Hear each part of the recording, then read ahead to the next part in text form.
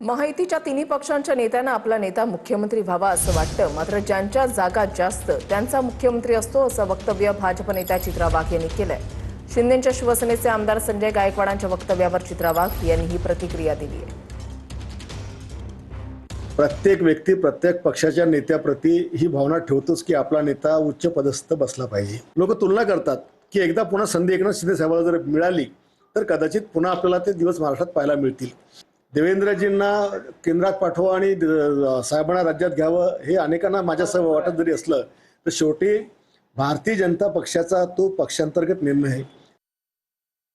मला असं नाही वाटत आहे, कारण कसं आहे की प्रत्येक पक्षाच्या कार्यकर्त्याला त्याच्या नेत्याने मुख्यमंत्री व्हावं असं नक्कीच वाटतं आणि त्यामुळे शिंदे गटाचे जे संजय गायकवाड आहेत त्यांना असं वाटत असेल की त्यांच्या नेत्याने व्हावं। आम्हाला जर विचाराल तर आम्ही नेहमी हेच सांगू की देवेंद्रजी फडणवीस हे मुख्यमंत्री व्हायला पाहिजे। त्यामुळे कार्यकर्त्यांच्या भावना, त्या पक्षाच्या नेत्यांच्या भावना या त्यांच्या पक्षाच्या नेतृत्वाबद्दल असं असणं साहजिक आहे, पण आपल्याला माहिती आहे की हा नंबर गेम आहे। त्याच्यामुळे अर्थात ज्याच्या जागा जास्त त्याचा मुख्यमंत्री आणि आजचं सत्य हेच आहे की आज भारतीय जनता पार्टीच्या जागा या महाराष्ट्रामध्ये जास्त आहेत। अंतरवाली सराटीमध्ये आमदार अब्दुल सत्तार आणि मनोज जरांगेंची भेट झाली। मनोज जरांगेंचं उपोषण सामान्य नसतं असं अब्दुल सत्तार यांनी म्हटलंय। सरकारसोबत चर्चा केल्यानंतर जरांगेंच्या प्रश्नावर मार्ग निघेल असं अब्दुल सत्तार यांनी म्हटलंय।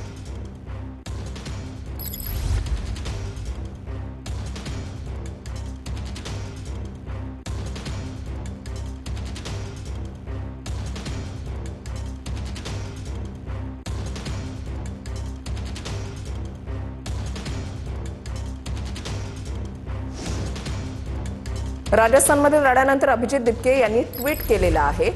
शाळेमध्ये दारूच्या बाटल्या आणि सिगारेट सापडल्याचा दावा त्यांच्याकडून करण्यात आलेला आहे। त्यांनी ट्विट केलेला आहे, शाळेमध्ये गांजा दारू चालेल पण सीजेपी चालणार नाही असा सवाल दिपकेंनी उपस्थित केला आहे।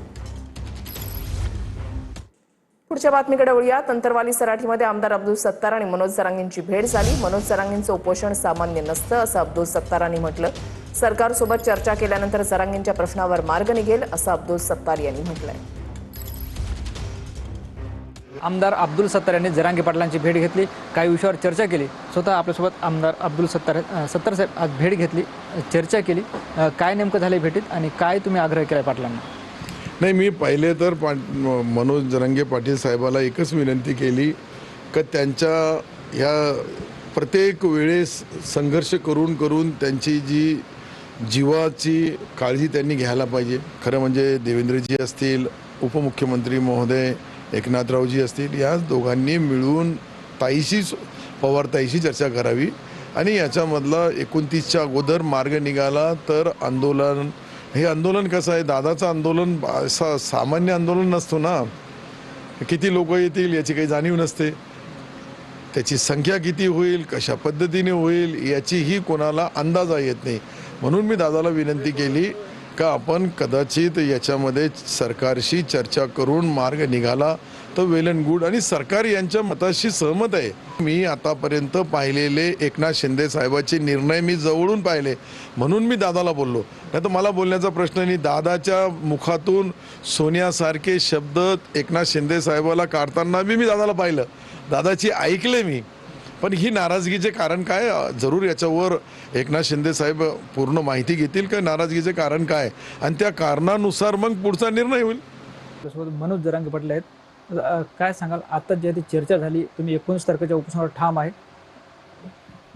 हो, मी माझा निर्णय काय बदलत नाही।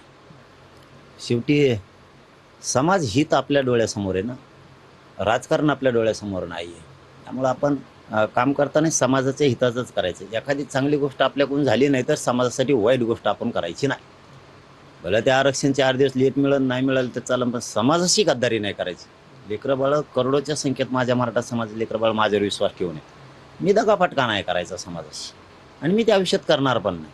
पण मात्र सरकारने केलेले चुका त्याने लवकर दुरुस्त करावं। आणखीन त्यांच्या हातात संधी 28 ऑगस्टपर्यंत, नाही तर मी मात्र काय सोडित नाही गाड्या। आता ते म्हणले मुंबई चालत चला, त्याला आमची आहे मुंबई काय लय अवघड आहे का, बघून द्या ना आम्हाला सगळे यामध्ये तिल्ले सगळे ते म्हणजे आम्ही तयार राहिलो।